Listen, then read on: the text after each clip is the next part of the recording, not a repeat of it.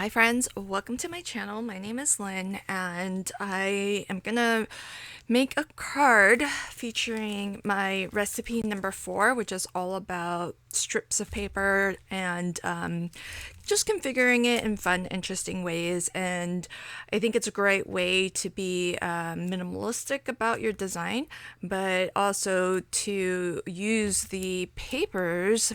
And today I'm going to be using solid color cardstock from Cut Cardstock and make those papers the star of your card. So every once in a while, as a design team member of the Cut Cardstock team, I get to replenish my stock and choose some papers to craft with. And so what I've been trying to do over the course of my tenure as a designer on the team is to complete my line of discount cardstock, because this is I really love the discount cardstock because it's not super thin. It's 80-pound cover weight, which is really nice, and it can still be a great layering weight. But if you need like slightly thicker cardstock but not too thick cardstock, I feel like this is a really good paperweight, very all-purpose. I don't know that I would necessarily make a card base out of this, but if you're adding a lot of additional layers, it could also serve as a colored card base as well. So I really love it for that reason. And I have also been trying to complete my collection of pop tone cardstock, also available at Cut Cardstock. Now, the nice thing with the discount cardstock that is a little bit different to the pop tones is that, for one, the weight is a little bit heavier weight, so 80-pound as compared to, I think it's 65-pound. And as well, the 80-pound discount cardstock is textured. So I have it here in this gorgeous color. It's Galax. Really, really lovely. This is very close to the green that's like my absolute favorite. So I love that. I've got red pepper here. Really, really lovely. With the holidays coming up, I think this is going to be really nice to have. I love this burgundy. This is a really deep burgundy. So beautiful. This is Flame Tree Orange. I've picked some colors that are great for fall, so I really, really love the palette that's going on here. This is light yellow. It's a really lovely, I think a little bit more pale, and it would be like a very buttercream kind of color. So it's a little bit more saturated than what I would consider like a buttercream, but I think, you know, paired with a really lovely blue, I would almost think of this as like a French country kind of look. So this is really pretty. I love it. Then I've got 2 pop tones, Cotton Candy, and Tangy Orange. Now, as I mentioned, there is a difference between the discount cardstock and pop tone cardstock. Pop tone cardstock is 65-pound cover weight, which is really lovely as a layering weight. So if you're going to be layering a lot of different papers, this is really good, so that overall the weight of your card isn't too heavyweight and may trigger extra postage. But the other difference, as I mentioned earlier as well, is that it's smooth. So the discount cardstock is textured, this is smooth. So those I have in the full 8.5 by 11, but if you have ever shopped Cut Cardstock, then you're gonna know that they quite often, I should say they always have a $2.49 section, so $2.49 section, and it's always a rotation as to what's on sale in that category. And so, of course, I like to make my budget stretch, whether I'm being offered store credit or I'm using my own personal funds. I do like to shop all of the deals. And one of the things that I have found as a really great way to explore different papers at Cut Cardstock, and I love that this is an option, is to get their pre-cut panels, because often you're going to find them in that $2.49 section. And what's really lovely about it is that these aren't scraps. These are nice panels. They're pre-cut to a very specific size, but that means that if you craft cards in that size, then these are ready to go for you. So it's convenient. But as well, if you are just wanting to get like a little bit of a sampler, you don't know exactly if it's the exact color match to for the project that you're looking to create, this is a great way to pick up some sample colors. So I've got, they sell them in different sizes. So this is a 4x6 of the green curry discount cardstock. And 4x6 is plenty big enough for a panel if I wanted to cut this down to maybe 4x5 1/4, like a very typical matte size that I would use on an A2 size card. I would still have a big enough piece to do that, but this is great to die cut from too. So these smaller panels, even if it's not a full sheet of 8.5 by 11, really convenient to craft with, and still plenty of cardstock here. You get 20 sheets or panels. Then I've got indigo in the discount cardstock. I've got splash. These are 5x7. This is putty. Oh, this is nice. So I think I bought something like a natural white, and it felt more creamy than a natural. This is what I would consider more a natural white. This is really lovely. Look at these colors. I love these neutrals. So this one is a Star Dream Metallic and Antique Gold. So that's going to have some pearlescent shine to it. I've got twine here, which is almost like a craft color cardstock. But this would be great for like skin tones, for example. And then putty. So those are really lovely. This is hydrangea purple. Oh, that's really nice. Blue calico. So these are colors that I don't already have, and so it's really nice to kind of fill out my rainbow. Here's plum. Oh, that's really lovely with the hydrangea purple. And then beetle black in the discount cardstock. So I'm kind of curious to compare this, because I think I have the Pop Tone Black Licorice. And so I'm always very fascinated with white cardstock and black cardstock, because they are not all created equal, as I'm sure many of you know. So black cardstock is, I think, particularly challenging sometimes, because black cardstock can have a little bit more of a charcoal, like a lighter black, and then some black cardstocks are very like pitch black. So let's see how beetle black compares to the Pop Tone.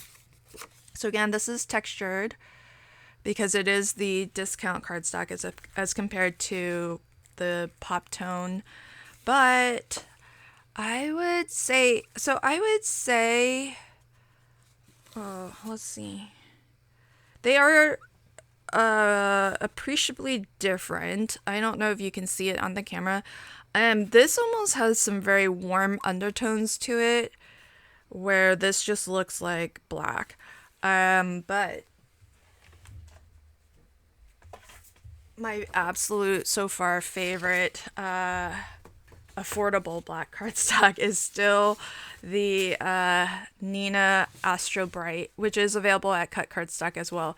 So this is Astro Bright by Nina now. I think one company purchased the other. I'm not sure which way around.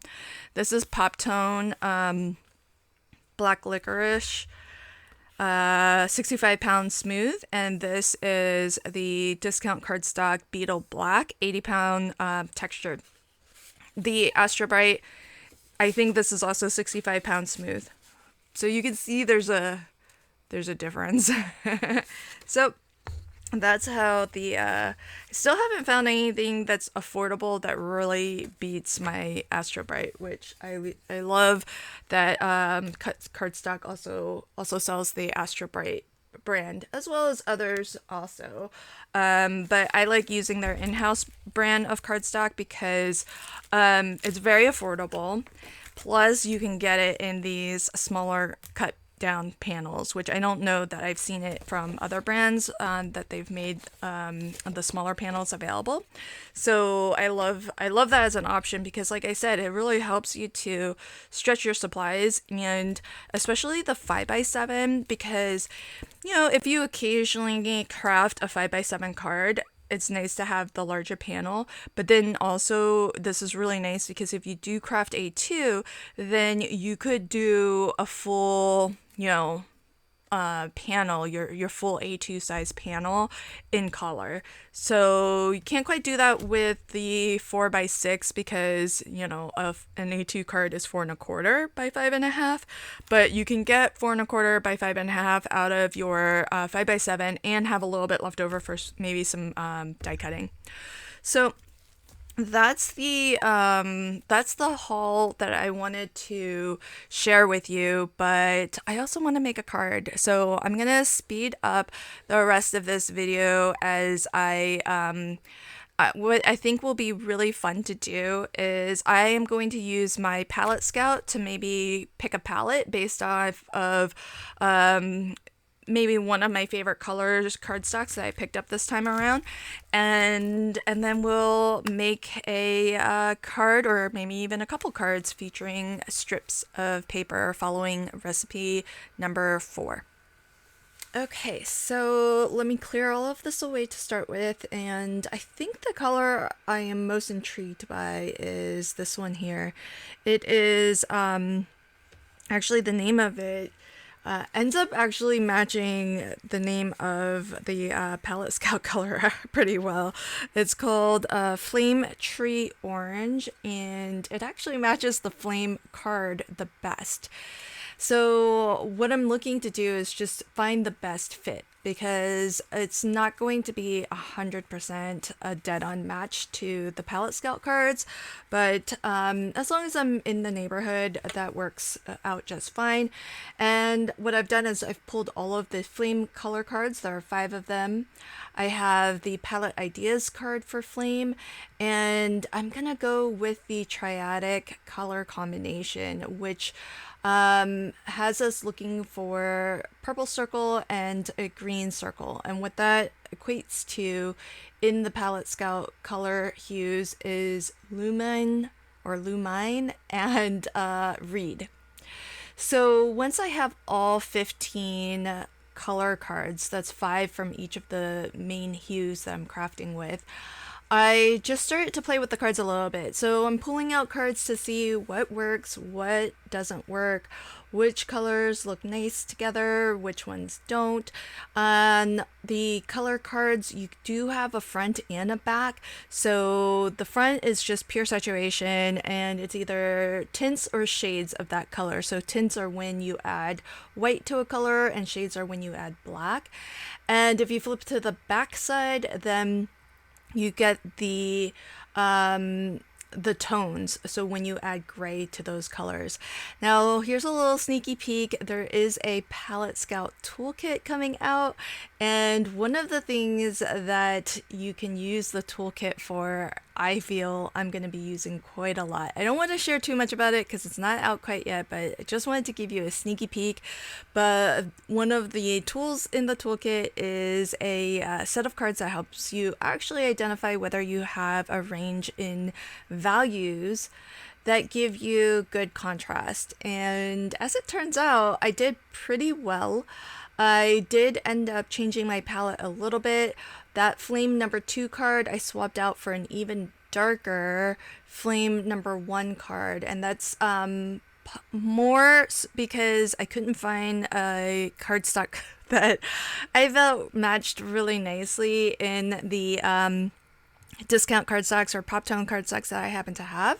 But I did have this really lovely, this is actually Hot Fudge, it's one of the pop tone colors, and so I just changed out my palette a little bit, and I actually think I like it better this way, because when you have a lot of dark values and light values, then it gives you a lot more contrast so that things aren't too homogeneous, because when they're too similar, it feels sometimes like nothing really pops. But if you have some things that are lighter in value and some things that are darker in value, then it makes the overall composition a lot more dynamic. In recipe number 4, and if you don't know what I'm referring to, recipes are just my way of describing really easy techniques, simple set of supplies, and adaptable, so that if you just know the basic recipe, then you can kind of pull it out of your repertoire and craft with it, adapt it as you like and as it suits your aesthetic. So recipe number 4 is all about strips of paper. So what I did was cut all of the colors in the color palette that I chose. I cut those cardstocks into strips that were 1/8 of an inch, 1/4 of an inch, and 1/2 an inch. Now, in the past, when I've crafted this particular recipe, I've always used the same width of strips. And what I thought would be fun with this card, or actually I end up making 2 cards. I'll show you one, but then I'll show you my process for making one, but I'll show you both cards at the end. I thought it would be really nice to use a variety of different widths, because then you can actually kind of change the feel of your palette by having, a thinner strip of, say, that really dark flame color, versus if you wanted something a little bit lighter, you can use wider strips of your lighter value cards or colors. And so it's kind of fun to just play with these strips and mix them in and out, because I've already determined that this is a color combination that I like. I can really play with these strips in a variety of different ways, mix and match them however I want, to just kind of tilt the palette towards one, color, or maybe reserve another color for just that like little pop of an accent color. So that is another thing that the toolkit has some fun cards that allow you to explore proportionality and how much or how little of any particular card you like to use. So the Palette Scout Toolkit is, at the time I'm recording this anyhow, it's not out yet, but Zali did send it to me in advance so that I could play with it, maybe share some inspiration with you. And so I'll have more videos out, especially my first look video will be coming out when that launches. But I couldn't resist just playing with some of these tools because I feel like they are incredibly valuable to me. I love the Palette Scout, craft with it a lot, and I feel like it is in combination with the new toolkit. I am going to, over time and practice using these tools, I feel like color is going to slowly but surely become more intuitive for me. Right now it's still a little bit of a struggle. I still use the Palette Scout quite a lot to come up with color combinations that are unique and different to what I would normally choose if I was left to my own devices. And I think there's nothing wrong with that. That's why these tools exist. But I'm excited to use the toolkit more alongside the Palette Scout to help me develop a little bit more color intuition. And I think it's going to be a fun journey. So Here I have a die set from Tonic Studios. It's actually pretty old, but I love it because it really doesn't need much, especially when on a design like this, part of the focal image, as it were, is the pattern that you're creating with this color blocking. And so I like having large sentiments like these that can really stand on their own. You don't really need an image per se, but this one in particular I really love because it does lend itself to a design where you're working with just strips of paper. So that's the first card, and here's the second card, and you can see it's the same color palette, but how different it looks just because I focused a little bit more on that lovely flame color, which was what I really wanted to be the star of this color palette. I hope you enjoyed my video today. I'm going to leave links to everything in the description box below. And until next time, happy crafting and have a fabulous day. Bye.